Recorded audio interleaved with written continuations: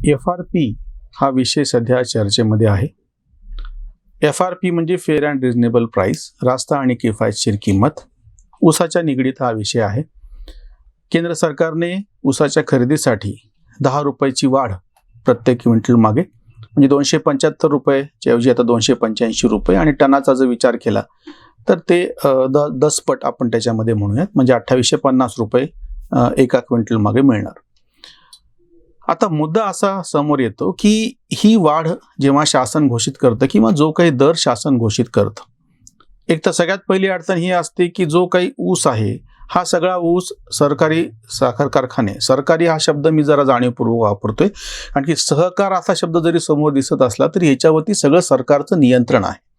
म्हणजे हे जे काही सहकारी साखर कारखाने आहेत ते त्यांच्या मर्जीप्रमाणे, म्हणजे एरवी आपण राजकीय भाग म्हणून आपण ते त्यांच्या कसे उभे राहतात आणि त्याचा कसा गैरफायदा घेतला जातो तो वेगळा मुद्दा, पण ह्या कारखान्यांना त्यांचं धोरण स्वतः ठरवता येत नाही, सरकारकडून ते ठरवलं जातं.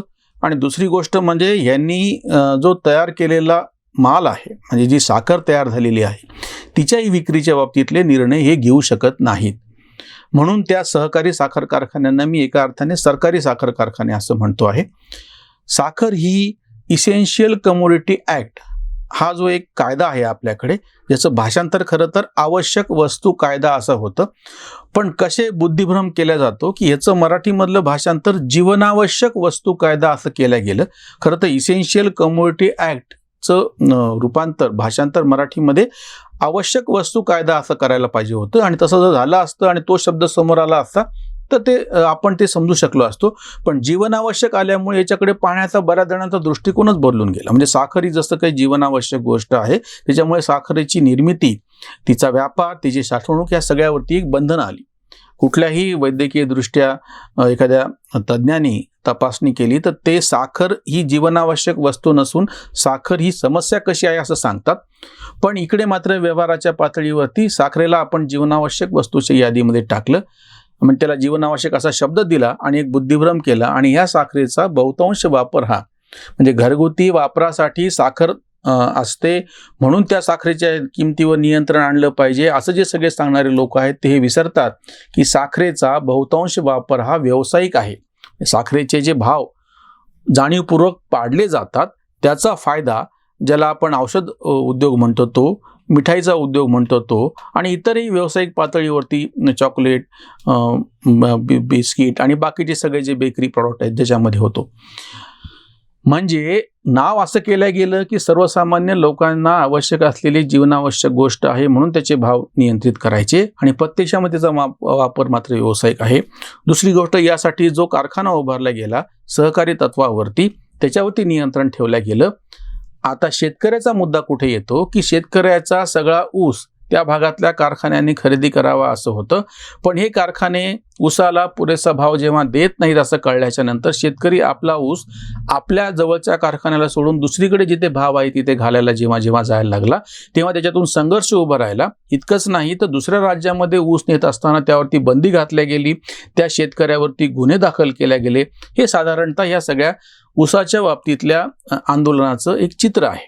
मग शेवटी झोनबंदी उठली.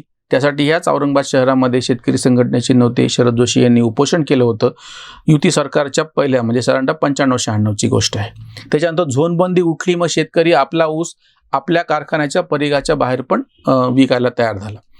आता दुसरा जो मुद्दा येतो की जेव्हा FRP शासनाने म्हणजे शेतकऱ्यांनी काय किंमत मागितली हा नंतरचा वादाचा मुद्दा आहे. Fair and reasonable price FRP जी शासनाने कबूल केली, जसं आताही घोषित केलं की 2850 रुपये टनाला भाव आहे, हा कबूल केलेला भाव जेव्हा तो ऊस कारखान्यामध्ये घातला जातो त्याचं गाळप होतं. 15 दिवसामध्ये याचं पेमेंट व्हावं अशी अपेक्षा असताना 1-2 वर्षाचे शेतकऱ्यांचे पैसे, म्हणजे मागच्या वर्षीचा आकडा 8-8.5 हजार कोटी रुपयांचा आहे. देशभरामध्ये ज्या शेतकऱ्यांकडून ऊस कारखान्यांनी खरेदी केला त्याची पूर्ण किंमत सुद्धा चुकवल्या गेलेली नाही. आज जेव्हा FRP मागितल्या जाते आहे त्याच्यामध्ये एक अपेक्षा अशी असते की जी काही तुम्ही FRP द्याल ते पैसे तुम्ही शेतकऱ्याच्या पदरात दिले पाहिजेत. दुर्दैवाने ठरवून दिलेली किंमत, केलेला करार, त्याप्रमाणे खरेदी केलेला ऊस, ती सगळीच्या सगळी रक्कम शेतकऱ्याच्या पदरामध्ये पडत नाही. त्याच्यामुळे या पार्श्वभूमीवरती शेतकरी चळवळीनं अगदी आधीपासून अशी मागणी केलेली होती, म्हणजे FRP द्या, म्हणजे तुम्ही आम्हाला किंमत द्या असा मुद्दाच नाहीये. मूळ मुद्दा असा आहे, साखर उद्योग नियंत्रण मुक्त केला पाहिजे. साखर ही जर आवश्यक वस्तू नाही, आवश्यक वस्तू कायद्यातून साखरेला वगळून साखर उद्योग हा पूर्णपणे बाजाराधिष्ठित केला पाहिजे.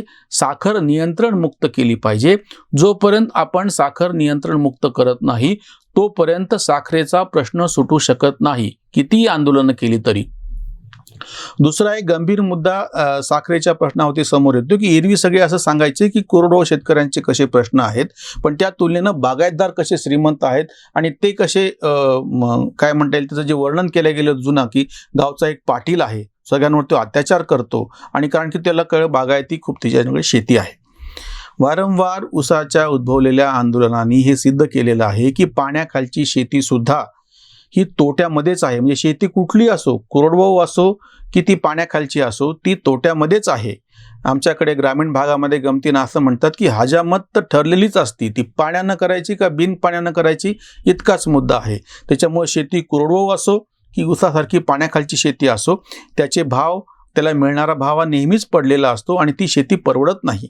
आज जर ऊसाचा प्रश्न सोडवायचा असेल तर सगळ्यात पहिले त्याची पायरी म्हणजे पूर्णपणे साखर उद्योग हा नियंत्रण मुक्त केला पाहिजे. जे कोणी सहकाराचं अवास्तव कौतुक करतात, सहकार किती महत्त्वाचं आहे सांगतात, ते खोटं यासाठी बोलत आहेत की शहरी जे काही उद्योग व्यवसाय चालतो त्याच्यामध्ये तुम्हाला सहकार आढळत नाही. सहकारी तत्वावरचा मोटरसायकलचा कारखाना कोणालाही दिसत नाही. सहकारी तत्वावरती शहरी जे उद्योग आहेत ते कधीच चालताना दिसत नाहीत. मग असं असताना फक्त ग्रामीण भागातले ऊसासाठी मात्र तुम्हाला सहकारी साखर कारखाना पाहिजे.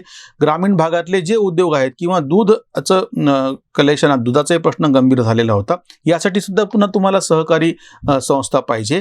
तसंच बँका म्हणजे अर्थपुरवठा, वित्तपुरवठा जो आहे शहरी भागांमध्ये राष्ट्रीयकृत बँकांच्या शिवाय इतरांकडून केला जातो, पण ग्रामीण भागामध्ये मात्र आतापर्यंत सहकारी तत्वावरती हा केला जायचा आणि त्याच्यामधूनच फार मोठ्या प्रमाणात प्रश्न तयार झाले आणि आता त्या सगळ्या सहकारी बँका या रिझर्व्ह बँकेनं आपल्या ताब्यामध्ये घेऊन त्यांच्यावरती एक वेगळी नियमावली आता काही दिवसामध्ये समोर येईल. आज ऊसाचा प्रश्न गांभीर्याने समोर आलेला आहे. मग शासनाने निर्णय घेतलेला आहे की FRP प्रमाणे किंमत द्यावी. हे तात्पुरतं आताच मागणी जी होती त्याच्या अनुषंगाने हे होऊ शकेल. अजूनही जी काही किंमत दिली गेलेली आहे त्याच्यामध्ये साखरेचा उतारा किती आहे त्याच्याप्रमाणे पश्चिम महाराष्ट्रामध्ये, मराठवाड्यामध्ये आणि खानदेशमध्ये त्याच्यामध्ये पण फरक पडतो भावाचा. म्हणजे हा जो भाव आहे हा सगळ्यांना सारखा मिळत नाही. पण जी मूळ मागणी आहे की साखर उद्योग नियंत्रण मुक्त केला पाहिजे, ती जर पूर्ण झाली नाही तर हा साखरेचा प्रश्न सुटू शकत नाही आणि वारंवार तो प्रश्न निर्माण होईल, वारंवार त्याच्यावरती आंदोलन होतील आणि वारंवार ते सगळं चिघळत जाईल. यासाठी साखर उद्योग नियंत्रण मुक्त करणे हा त्याच्यावर एकमेव रामबाण पर्याय आहे. नमस्कार, मी आहे सुशील कुलकर्णी आणि आपण पाहत आहात अॅनालायझर न्यूज.